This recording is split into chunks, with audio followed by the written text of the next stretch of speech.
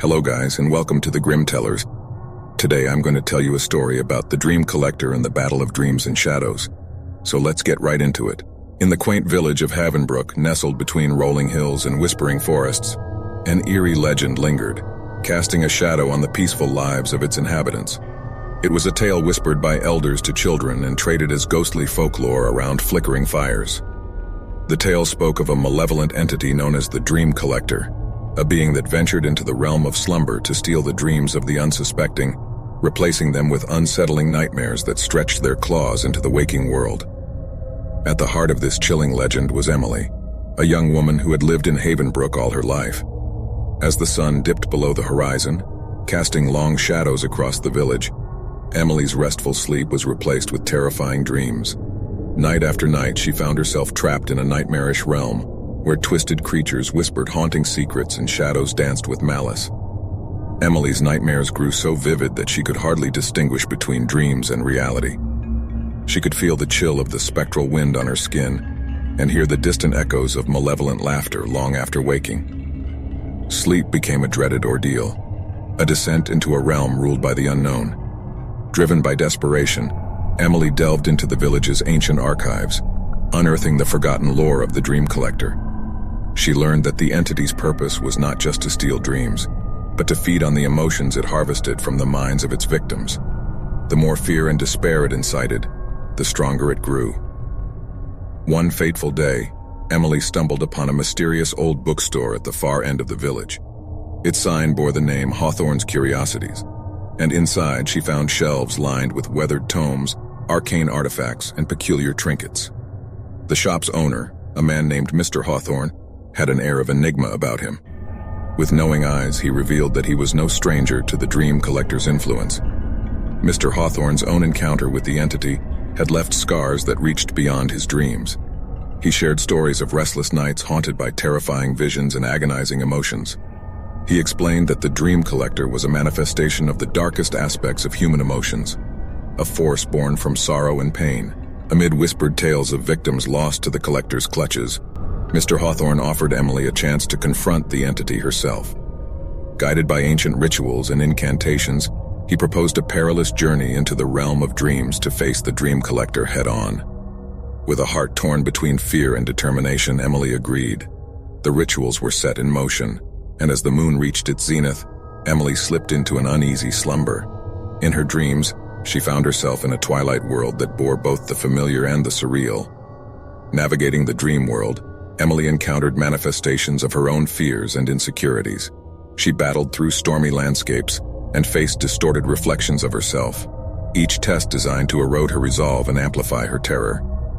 Yet every step brought her closer to her ultimate goal, confronting the Dream Collector. As Emily journeyed deeper into the dream world, the lines between reality and illusion blurred. She could sense the Collector's presence growing stronger, a palpable malevolence that seemed to pervade the very fabric of her surroundings. In the heart of this enigmatic realm, Emily finally confronted the Dream Collector, a monstrous entity with shifting forms and hollow eyes that held the reflections of countless nightmares. The Collector reveled in her fear, taunting her with memories and images dredged from her own mind. But Emily was no longer the helpless victim she once was. Fueled by desperation and fortified by her journey through the dream world, she found the strength to stand her ground. With a voice trembling but resolute, she challenged the Collector's authority over her dreams. A battle of wills ensued, a clash between a relentless force of darkness and a spirit determined to reclaim her dreams. As Emily's courage grew, she began to unravel the entity's true nature. She saw beyond the facade of terror, recognizing that the Dream Collector was a reflection of the pain that had birthed it. Amid a storm of memories and emotions, Emily found herself facing a pivotal choice. She could succumb to the Collector's influence, allowing it to feed on her fear, or she could confront her own pain and free herself from its grip. With her heart pounding, Emily chose the latter. Drawing upon the memories of loved ones, the strength of her own resilience, and the whispers of hope that had sustained her, she resisted the Collector's pull. Slowly, the entity's form wavered, its power waning as the darkness within it began to dissipate. As dawn approached in both the dream world and the waking village, Emily awakened, gasping for breath. The dream realm dissolved around her, leaving her with a lingering sense of triumph and relief. The once oppressive weight of fear that had shrouded Havenbrook seemed to lift, replaced by a newfound sense of hope.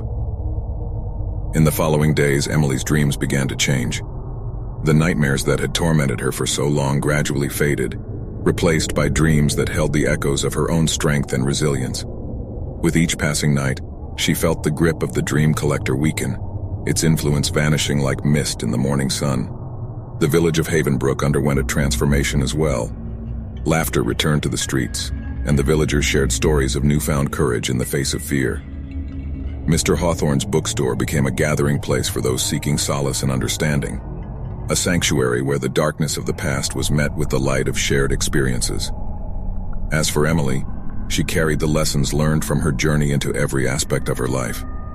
The ordeal had taught her that facing one's fears, even those as insidious as the dream collector, required not only courage but also a willingness to confront the pain that gave rise to them.